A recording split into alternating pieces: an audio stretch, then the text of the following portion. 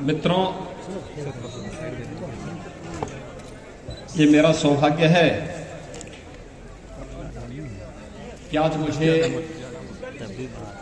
सनातन हिंदू धर्म के इस पावन तीर्थ में आने का अवसर प्राप्त हुआ है। यह सनातन धर्म का पौराणिक तीर्थ है। प्रभु श्री राम ने वनवास काल में सर्वाधिक समय इसी चित्रकूट में व्यतीत किया था। अति प्राचीन काल से ही ऋषि मुनियों ने अनेक तपोनिष्ठ संतों ने इसी चित्रकूट धाम में रह करके अपनी आध्यात्मिक साधना को एक नई ऊंचाइयां प्रदान की थी।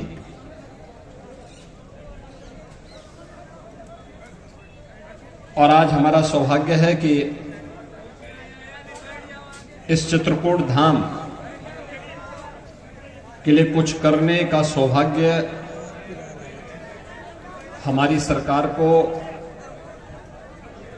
डबल इंजन की भारतीय जनता पार्टी की सरकार को पूज्य संतों के सानिध्य में प्राप्त हुआ है। आज मैं मध्याह्न में चित्रकूट धाम पहुंचा हूं। समीक्षा बैठक, जनप्रतिनिधि और पदाधिकारियों के साथ बैठक के बाद एक दो कार्यों का निरीक्षण करने के उपरांत तो मुझे यहां पे रामघाट पर मां मंदाकिनी के सानिध्य में पूजन और दर्शन करने का सौभाग्य प्राप्त हुआ है। मुझे बताते हुए प्रसन्नता है कि चित्रकूट धाम को उसकी पौराणिक और ऐतिहासिक पहचान दिलाने के लिए हमारी सरकार पूरी तरह प्रतिबद्ध है। यहां पर मां मंदाकिनी की स्वच्छता और अविरलता को लेकर के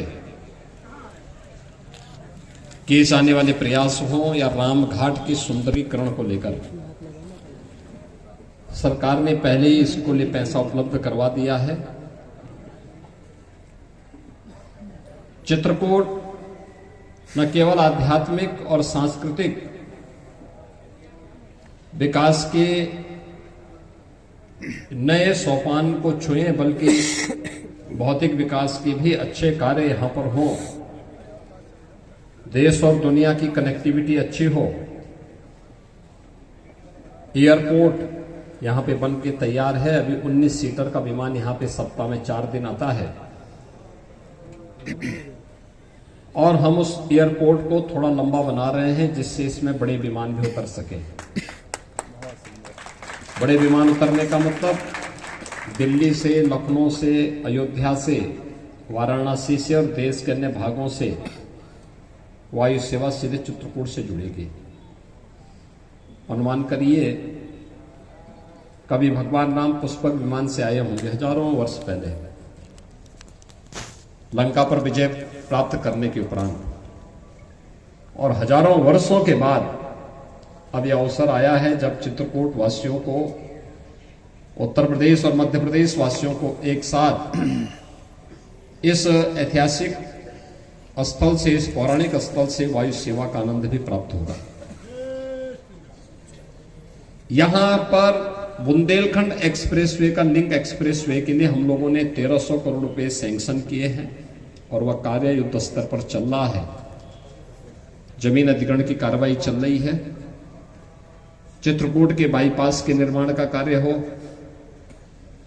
या फिर चित्रकूट से जुड़े हुए उन पौराणिक और ऐतिहासिक स्थलों का, चाहे वह लालापुर भगवान महर्षि वाल्मीकि जी की पावन जन्मस्थली के सुंदरीकरण और उसका पुनरुद्धार के कार्यक्रम को आगे बढ़ाने का कार्य हो, या संत तुलसीदास जी के पावन जन्मस्थली की सुरक्षा और उसके सुंदरीकरण के कार्यक्रम को, इसको हमारी सरकार तेजी के साथ आगे बढ़ा रही है।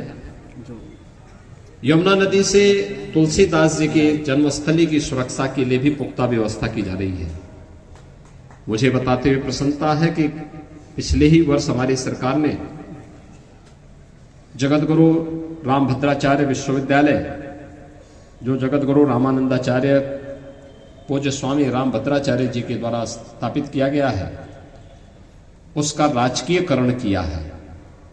अब इसमें सरकार के स्तर पर कुछ नए पाठ्यक्रम भी हम संचालित करेंगे, जिसमें दिव्यांग बच्चों के साथ साथ सामान्य बच्चों की पढ़ाई की भी उत्तम व्यवस्था की जा सके और उनको स्थानीय स्तर पर ही अच्छी सुविधा यहां प्राप्त हो सके। डिफेंस कॉरिडोर, इंडस्ट्रियल कॉरिडोर, पवित्र कामदगिरी परिक्रमा के लिए, इसके अलावा यहां पर आध्यात्मिक और धार्मिक पर्यटन के साथ साथ यहां के इको टूरिज्म के भी एक बेहतरीन सेंटर के रूप में इसको हम विकसित कर सकें। इसके लिए रानीपुर का टाइगर रिजर्व को भी हम अच्छे ढंग से आगे बढ़ाना चाहते हैं। आज जब मैं यहां पे चित्रकूट आ रहा था तो मैं देख रहा था मंदाकिनी नदी में एक पुल है, सामान्य पुल है, बहुत पुराना है। मैंने उसके लिए एक नया पुल भी स्वीकृत करने की घोषणा की है कि यहाँ पे एक नया पुल बनना चाहिए, जिससे चित्रकूट की कनेक्टिविटी को और बेहतर किया जा सके।